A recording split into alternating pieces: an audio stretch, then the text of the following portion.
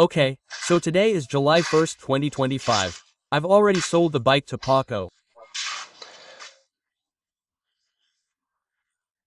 The bike currently has 55,234.2 kilometers, and although the oil doesn't have even 400 kilometers or less, it's been a while since I did all the engine restoration. I still had the rest of the restoration to do, so let's put new oil and a new oil filter in it so Paco can take it home with everything in perfect condition. It has a 2050 and I think the one that's perfect for this bike and these features is the 2050 Repsol Elite, okay? So, let's drain it through the 2 drain bolts it has. Let's change the oil filter, which even though it doesn't have much mileage, it's worth changing it just because of time, so he can take it home with new oil and a new oil filter. Okay, let's change the oil. I start the engine, let it reach operating temperature so that the oil is well diluted and liquefied so that all the old oil drains better and so we can put the new oil in properly. Remember, as you know, these motorcycles have 2 drain plugs. The one here, which is the one that is already draining. Okay, that one there. And it has another one. Here it has another drain plug here.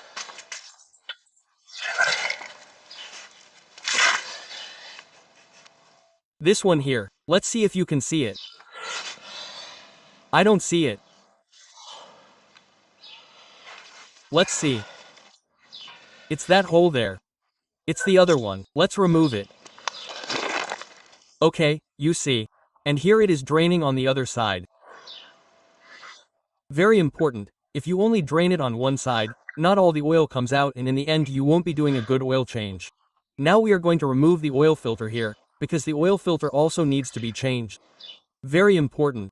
Here it has a washer that many people don't put on and then there are problems with the oil pressure if you don't put the washer on. Now I'll show you what the washer is. We have already removed the oil filter and now we are going to check that the entire oil filter is in good condition and everything is correct. Okay, we put in a new filter and everything is fine. Well, look, this is the disassembly of the entire oil filter. Here we have the internal relief valve with its plunger, spring and so on. And then we have this other spring here that goes with this oil filter. I have found this oil filter on many occasions where people either have not put it in, have forgotten about it or think it is silly or useless or that the Kawasaki engineers put it there on purpose. And it is essential. If you do not use this washer, this 1mm preload of the washer would not work against the spring. This would cause the oil filter that comes here, the cartridge and H401 filter. Now I will leave you a link to all this in the description of the video.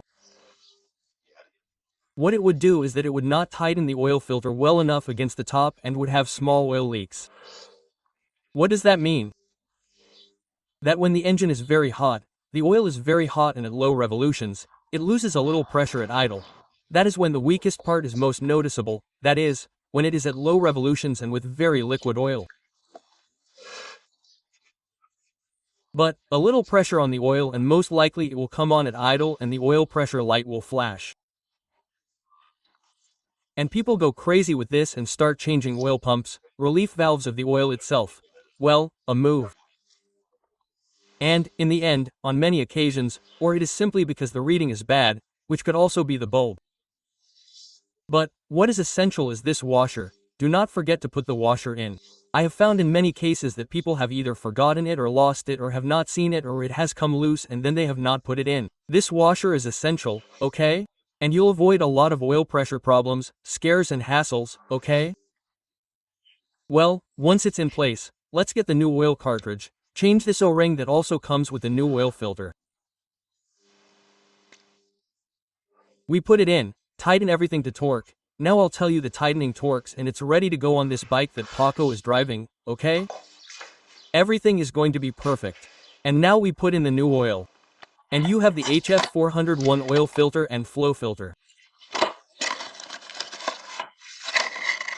You see, looking where the screen printing is here, facing up, don't forget the washer, I insist, because it's very important.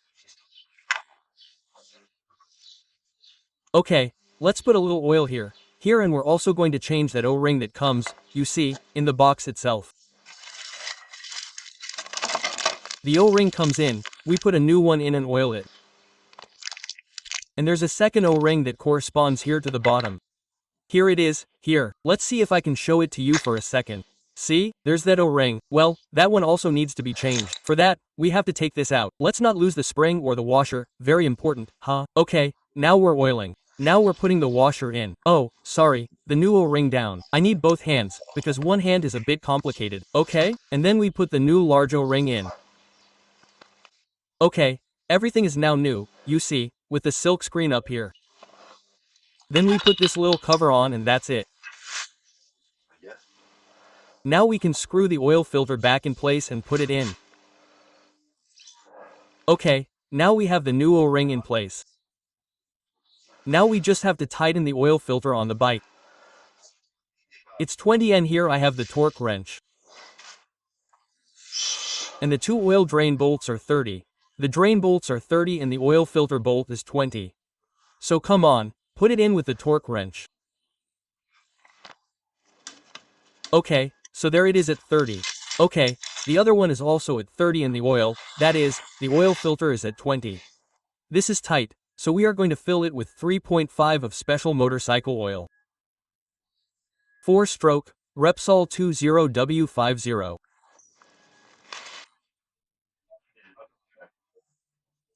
In the end I had some brand new Castrol Power 120/54 stroke oil that we are going to use for Paco's bike.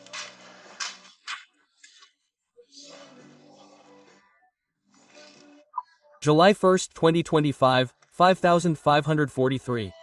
Okay, I have to put 3 and 5. Well, let's put some of the Pata Negra oil in. Ready, brand new. And I need both hands to put it in, okay?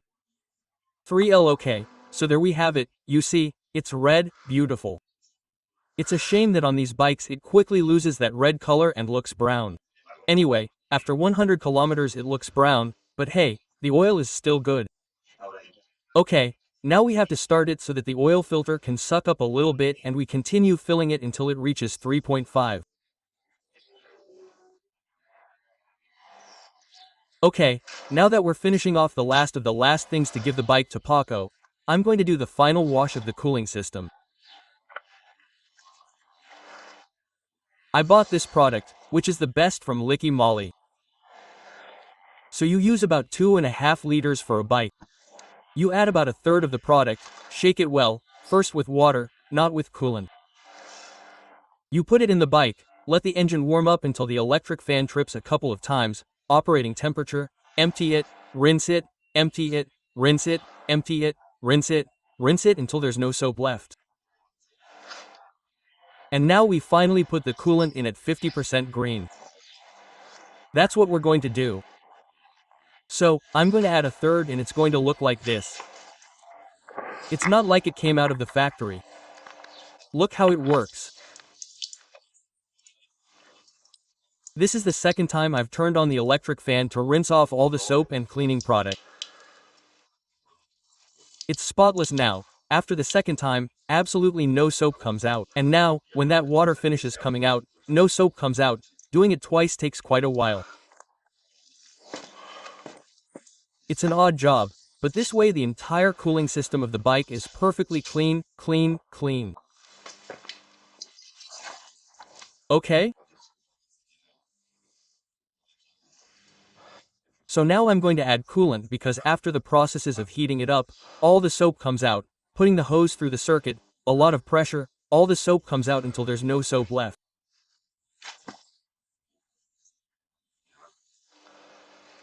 And with this we finish the entire process of cleaning the radiator in 2 phases. Well, here I'm adding 50% antifreeze, G12. As the workshop manual says, 50% in green. Okay?